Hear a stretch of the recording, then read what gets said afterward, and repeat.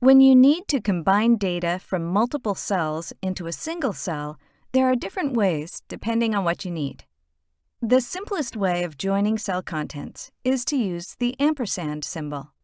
Select the cell where you want to put the combined text. Type =, then select the cell that contains the first text you want to combine. Then type ampersand, quotation marks, space, quotation marks, ampersand, with a space enclosed in quotation marks. Select the next cell with text you want to combine and press Enter.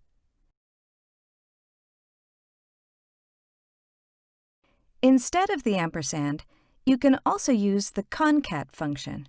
Select the cell where you want your combined data to be.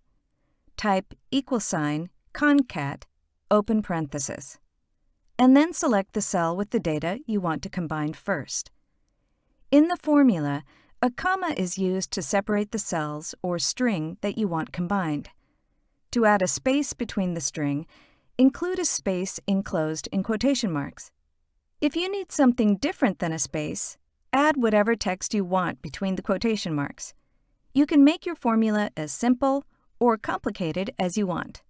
Close your formula with a parenthesis and press Enter. Now you can duplicate that formula to other cells and quickly combine a lot of data.